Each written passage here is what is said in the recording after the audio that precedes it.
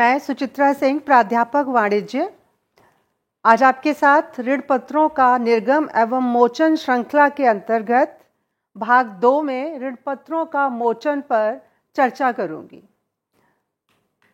ऋण पत्रों का मोचन क्या होता है उसके जानने से पहले हम एक छोटा सा पुनरावृत्ति कर लेते हैं कि हमने जब ऋण पत्रों का निर्गम किया था तो क्या लेखांकन व्यवहार किया था। कंपनी ऋण पत्रों का निर्गमन 3 तरह से कर सकती है। सममूल्य पर, सममूल्य का मतलब अगर एक ऋण पत्र 100 रुपये का है तो 100 रुपये पे उसका निर्गमन करेगी, या प्रीमियम पर 100 रुपये का एक ऋण पत्र है लेकिन कंपनी अपनी साख का फायदा उठाते हुए अच्छी प्रबंध की वजह से एक ऋण पत्र को 120 रुपये में निर्गमित करती है, यानी कि 100 रुपये तो ऋण पत्र का अंकित मूल्य है और 20 रुपये प्रीमियम है। इसी तरह से कंपनी बट्टे पर भी ऋण पत्रों को निर्गमित कर सकती है, यानी ऋण पत्र का अंकित मूल्य 100 रुपये है लेकिन 10 रुपये के बट्टे पर निर्गमित करती है। इसी तरह से कंपनी रोकड़ के अलावा भी अन्य प्रतिफल के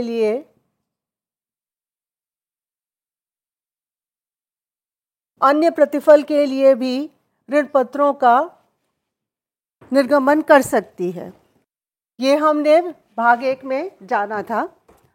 अगर 100 रुपये का ऋण पत्र है और कंपनी 100 रुपये में ही उसको निर्गमित करती है तो ये राशि कंपनी एक साथ भी ले सकती है, और जिस तरह से अंशों का निर्गमन करते हुए हमने अलग अलग किस्तें की थी तो ये 100 रुपये कंपनी एक साथ भी ले सकती है और किस्तों में भी ले सकती है। हम यहाँ मानते हैं कंपनी ने एक साथ लिया तो बैंक खाता, नाम, ऋण पत्र, जब सारा पैसा एक साथ लेगी तो ऋण पत्र आवेदन तथा आवंटन खाता खोला जाता है।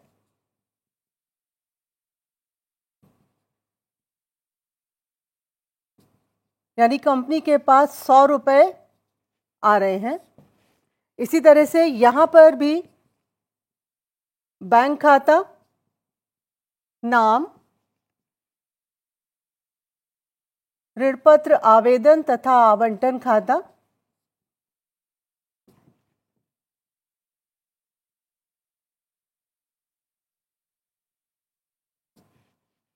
₹120 रुपये कंपनी के पास आ रहे हैं। अगर बट्टे पर करती है तो बैंक खाता, नाम, ऋण पत्र आवेदन तथा आवंटन खाता,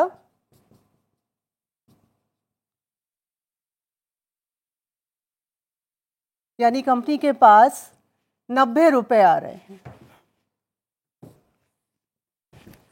अब जब कंपनी आवंटित करेगी ऋण पत्रों को तो ऋण पत्र आवेदन तथा आवंटन खाता बंद हो जाएगा।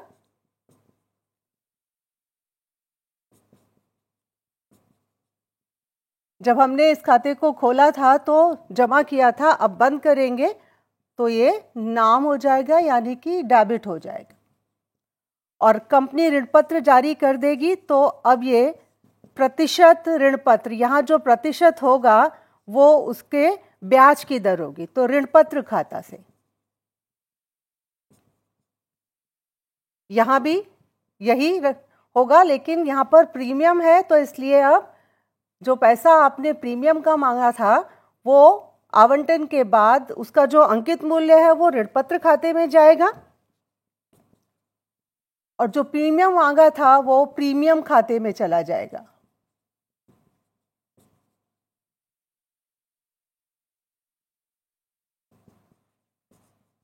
ऋण पत्र खाता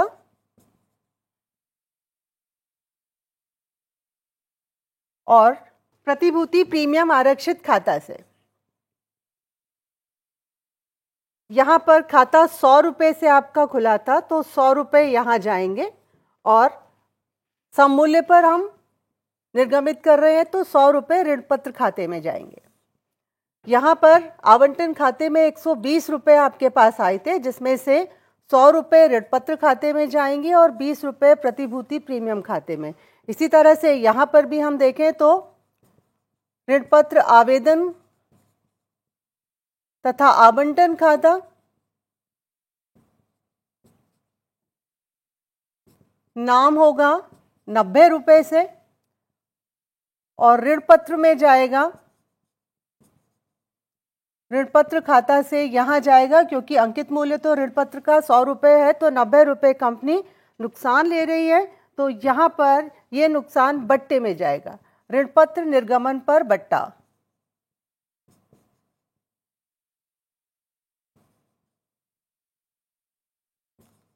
और ये बट्टा हम 10 रुपये का, 100 रुपये पे 10 रुपये, ये प्रविष्टियां हम भाग 1 में कर चुके थे। अब जब हमने ऋण पत्रों को जारी किया तो ऋण पत्रों को हमने क्रेडिट किया, यानी कि जमा में किया। अब ये कंपनी की देयता है, कंपनी इस देयता को एक निश्चित राशि के बाद इसका भुगतान करेगी। तो कंपनी जब इस राशि का भुगतान करेगी उसे हम कहेंगे ऋण पत्रों का मोचन। इसका मतलब ऋण पत्रों के मोचन से तात्पर्य है कि कंपनी द्वारा जो ऋण पत्र जारी किए गए हैं उसकी राशि का परिशोधन करना, यानी कि उसका भुगतान करना। अर्थात कंपनी अपनी जो देयता है ऋण पत्र धारकों के प्रति शर्तों के अनुसार एक निश्चित राशि का भुगतान करके उस देयता को चुकता करती है, यानी कि राशि का भुगतान करती है।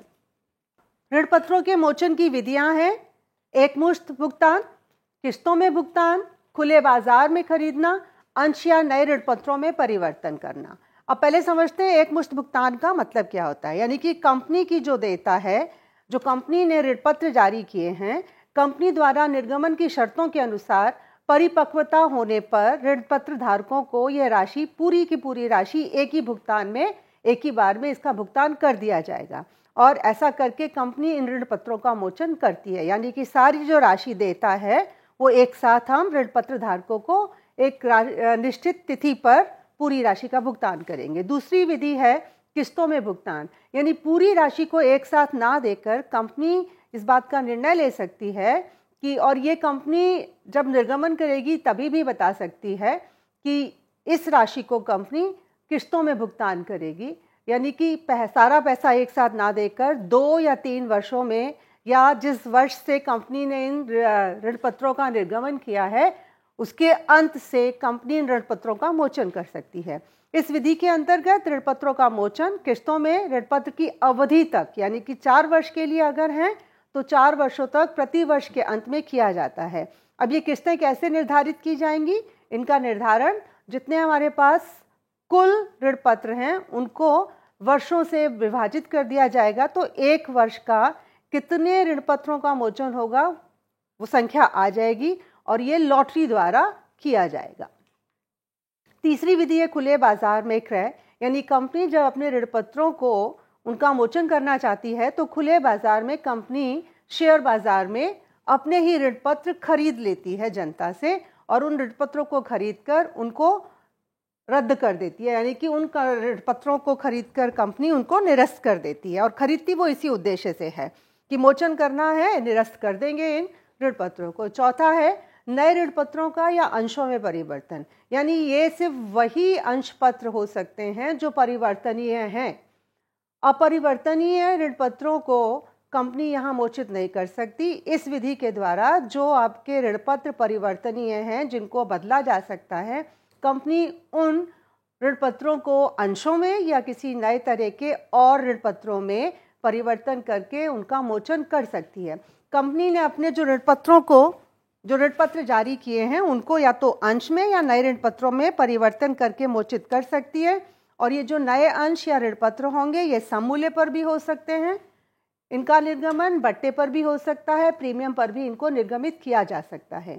यदि ऐसा संभव तब होगा जब ऋण पत्र धारक अगर ऐसा पाते हैं कि जो कंपनी ने उनको प्रस्ताव दिया है वो प्रस्ताव लाभदायक है, तो वो इन ऋण पत्रों को परिवर्तित करने के अपने अधिकार को व्यवहार में ला सकते हैं।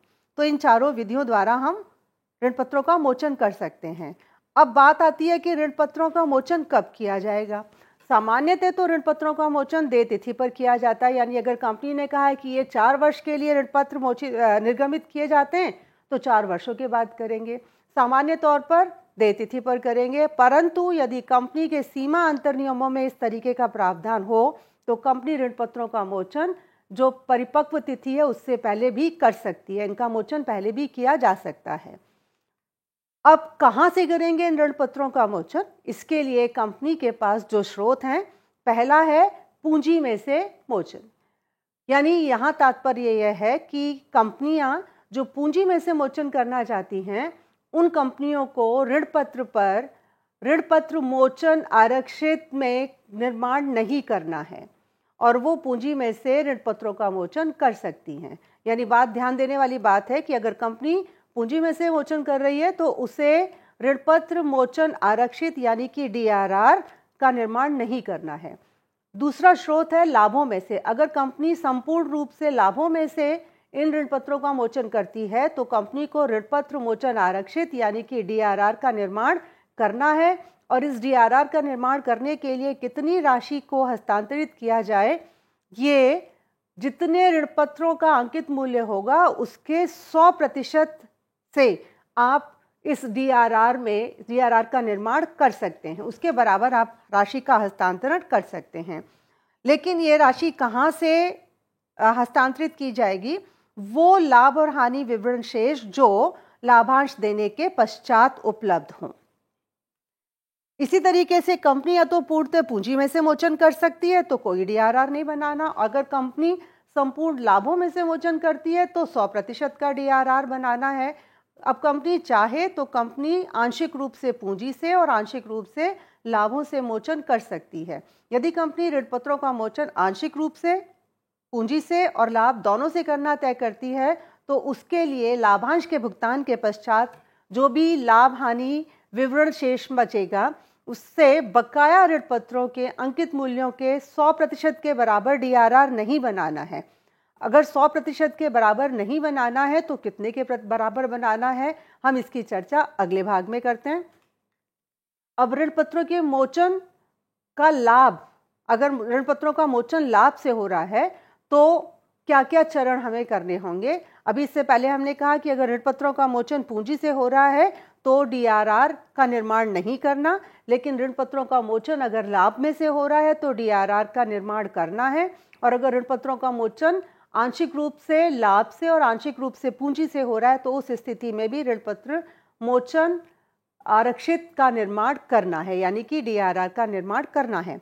कंपनी अधिनियम 2013 के प्रावधान के अनुसार कंपनी को लाभ का एक हिस्सा प्रतिवर्ष इस आरक्षित में हस्तांतरित करना अनिवार्य है और इसे ऋण पत्र मोचन निधि में ऋण पत्रों के मोचन हेतु तब तक रखना होगा, यानी कि DRR में यह राशि हस्तांतरित करनी होगी और ये राशि DRR में तब तक बनी रहेगी जब तक कि आपके सारे ऋण पत्र मोचनीय नहीं हो जाते। तो दैट मीन्स कि अगर ऋण पत्र मोचन आरक्षित का निर्माण करना है तो हम प्रविष्टि करेंगे। कहाँ से बनाएंगे इस DRR का निर्माण, कहाँ से करेंगे? जो भी लाभ और हानि आपका बचेगा लाभांश देने के बाद, तो प्रविष्टि हो जाएगी लाभ व हानि विवरण में शेष नाम ऋण पत्र मोचन आरक्षित खाते से, यानी यहाँ हमने DRR बना दिया। क्या सभी कंपनियों को DRR बनाना जरूरी है? यहाँ कुछ प्रावधान हैं। वो कंपनियां, वो अखिल भारतीय वित्तीय संस्थान या बैंकिंग कंपनियां जो रिजर्व बैंक द्वारा नियमित हैं उनको DRR बनाने की आवश्यकता नहीं है।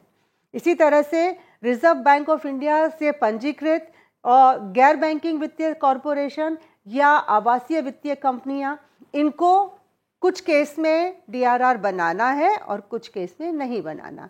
अगर ये सार्वजनिक रूप से निर्गमित ऋण पत्र बना लेते हैं, यानी कि जनता को सार्वजनिक रूप से इन्होंने ऋण पत्र निर्गमित किए हैं, तो इन्हें DRR 25% का बनाना है, कम से कम 25%। किसका 25%? ऋण पत्रों के अंकित मूल्य का। अगर व्यक्तिगत रूप से ऋण पत्र इन्होंने जारी किए हैं तो फिर DRR बनाने की जरूरत नहीं है। विनिर्माण और आधारिक संरचना सहित अन्य कंपनियां, उनको भी ऋण पत्रों के अंकित मूल्य का कम से कम 25% की राशि DRR में डालकर निर्माण करना है। इसी तरह से सूचीगत कंपनियां, अगर वो निजी तौर से ऋण पत्रों को निर्गमित करती हैं, या असूचीगत कंपनियां जो शेयर बाजार में सूचीगत नहीं हैं, असूचीगत कंपनियां अगर उन्होंने व्यक्तिगत ऋण पत्र जारी किए हैं तो उनको भी कम से कम ऋण पत्रों के अंकित मूल्य का 25% का राशि DRR में हस्तांतरित करनी होगी, यानी कि DRR निर्माण करना होगा। तो हमारा ऋण पत्रों के मोचन अगर लाभ में से कर रहे हैं या आंशिक रूप से लाभ में से या आंशिक रूप में से पूंजी से कर रहे हैं तो DRR का निर्माण करना होगा। और उसके लिए पहली प्रविष्टि होगी पूंजी लाभ व हानि विवरण शेष नाम DRR, यानी कि ऋण पत्र मोचन आरक्षित में। दूसरे चरण में जो कंपनियां DRR का निर्माण करेंगी, कंपनी अधिनियम के अंतर्गत उनको एक राशि ऋण पत्र मोचन में निवेश करनी है, कुछ राशि निवेश करनी है। और वो राशि कितनी होगी, यानी कि हर एक कंपनी से ये अपेक्षित होता है कि वो प्रति वर्ष 30 अप्रैल या उससे पूर्व तिथि पर जिस वर्ष वो ऋण पत्रों का मोचन कर रही है उस वर्ष के 1 अप्रैल से लेके 30 अप्रैल के बीच में एक राशि निवेश की जाएगी। और इसका राशि का जो परसेंटेज होगा, जो प्रतिशत होगा, वो ऋण पत्रों की राशि का 15%। यानी अगर एक कंपनी ने 1 लाख रुपए के ऋण पत्र मोचन करने हैं तो 1 लाख रुपए का 15% यानी कि 15,000 रुपये निवेश करने होंगे। कहाँ पर? ऋण पत्र मोचन निवेश में। अब ये जो निवेश है ये अनुसूचित बैंकों में भी किया जा सकता है या केंद्र सरकार या राज्य सरकार द्वारा जारी प्रतिभूतियों में भी किया जा सकता है। और इसकी प्रविष्टि होगी ऋण पत्र मोचन निवेश खाता नाम बैंक खाते से, यानी कि पैसा आपका जाएगा, भुगतान करेंगे, आप निवेश करेंगे तो बैंक खाता क्रेडिट होगा और आप निवेश करेंगे, आपकी एक परिसंपत्ति बढ़ेगी तो ऋण पत्र मोचन निवेश खाता से। पहले चरण में हमने DRR का निर्माण किया, दूसरे चरण में हमने ऋण पत्र मोचन निवेश में निवेश किया। अब जिस डेट पर, जिस तिथि पर ऋण पत्रों का मोचन होना है उस तिथि पर इन ऋण पत्र मोचन निवेश का हम नकदीकरण कर लेंगे, यानी कि इनको हम रोकड़ में परिवर्तित कर लेंगे। तो उसकी प्रविष्टि हो जाएगी बैंक खाता नाम ऋण पत्र मोचन निवेश खाता, यानी कि ऋण पत्र मोचन निवेश खाता को आपने नकद में बदल लिया। अब आपके पास राशि आ गई है ऋण पत्रों के मोचन के लिए। चौथा चरण होगा कि अब हम उनका देय मूल्य निकालेंगे, यानी कि ऋण पत्र धारकों को हमें देना कितना है। पहले केस में हमें ऋण पत्र धारकों को 10 रुपये प्रति के हिसाब से हमने उन्हें निर्गमित किया था, तो हम इनको मोचन के समय 10 रुपये ही वापस करेंगे और सालाना जो उनका ब्याज है वो हम उनको देते रहे हैं। तो यदि अगर ऋण पत्रों का मोचन समूल्य पर होगा तो ऋण पत्र खाता जो आपकी देयता थी वो कम हो जाएगी, ऋण पत्र खाता नाम हो जाएगा और ये पैसा हम किसको देंगे? ऋण पत्र धारकों को। तो ये पैसा ऋण पत्र धारकों के खाते में चला जाएगा, ऋण पत्र धारक खाते से, यानी 100 रुपये यहाँ चले गए। इसके बाद अब इन ऋण पत्र धारकों का हम भुगतान कर देंगे। ऋण पत्र धारक खाता नाम बैंक खाता, बैंक खाता से हमने इनका भुगतान कर दिया।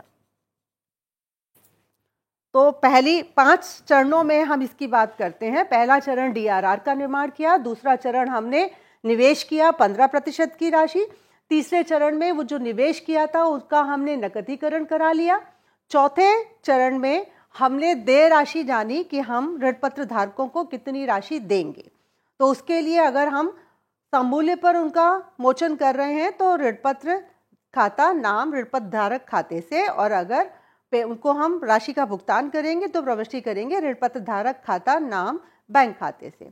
पर अगर इन ऋण पत्रों को हम शर्तों के अनुसार प्रीमियम पर भी मोचन कर सकते हैं, यानी हम 100 रुपये तो देंगे। जब हमने उनका निर्गमन किया था तो कुछ शर्तें रखी थी कि इनको हम निर्गमित करेंगे 100 रुपये पे, लेकिन ये जो ऋण पत्र होंगे ये एक निश्चित राशि पर मोचनीय होंगे प्रीमियम पर। अब मोचनीय समूल्य पर भी हो सकते हैं और मोचनीय प्रीमियम पर भी हो सकते हैं। यानी कि जो हमने निर्गमन के समय ये कहा था ऋण पत्र धारकों को कि हम आपको 100 रुपये की जगह 120 रुपये देंगे, तो वो 20 रुपये अब देंगे हम उनके मोचन पर। तो हमारी प्रविष्टि हो जाएगी ऋण पत्र खाता नाम, ऋण पत्र मोचन पर प्रीमियम खाता जो हमने कहा था कि हम देंगे, वो भी हमारा नाम हो जाएगा, क्योंकि हमारी वो देयता थी, अब हम दे रहे हैं तो देयता खत्म होगी, इसलिए इसको हम नाम कर देंगे और ये राशि हम हस्तांतरित कर देंगे ऋण पत्र धारक के खाते में। और फिर ऋण पत्र धारक खाता से हम बैंक के ज़रिए उनको हम भुगतान कर देंगे।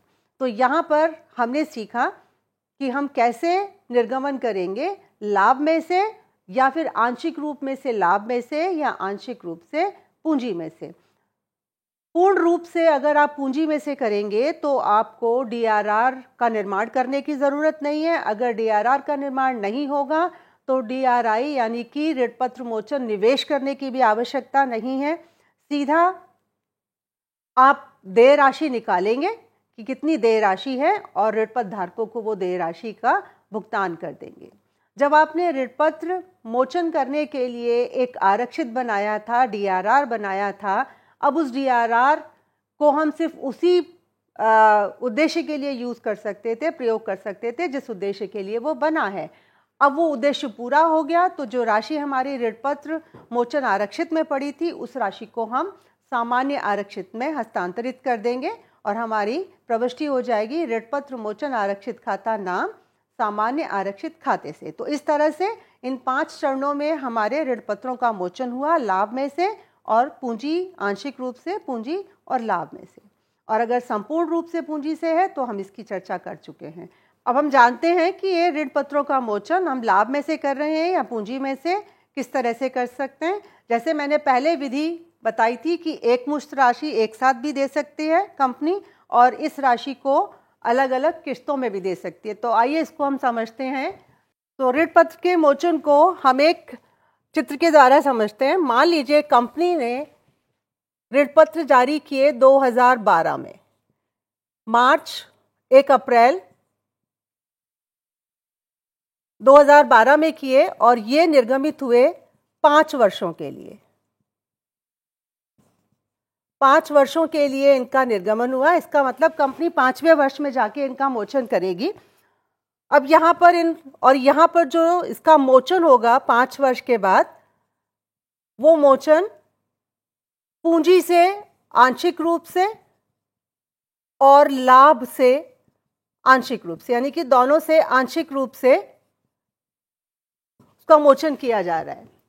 2012 5 वर्षों के लिए, इसका मतलब 2017 31 मार्च को 2017 31 मार्च को कंपनी इनका मोचन कर रही है। 2012 से जारी किए 2017 में। तो कंपनी अधिनियम के अंतर्गत अगर पूंजी और लाभ आंशिक रूप से है तो हमें यहाँ डीआरआर भी बनाना है और हमें यहाँ निवेश भी करना है। तो अधिनियम के अंतर्गत कंपनी इस डीआरआर में 25% की राशि का हस्तांतरण करेगी। अगर मान लेते हैं कंपनी ने 10 लाख के ऋण पत्र जारी किए हैं तो 10 लाख का 25% 2.5 लाख यानी कि 2,50,000 डीआरआर में हस्तांतरित करेगी। अब प्रश्न ये उठता है कि कब हस्तांतरित करेगी। अगर 31 मार्च 17 को आपकी मोचन की प्रक्रिया करनी है पूरी, तो उससे पहले आपको डीआरआर में हस्तांतरण करना होगा। तो कंपनी ये तय करती है कि हम 31 मार्च 2016 में डीआरआर में हस्तांतरित करते हैं।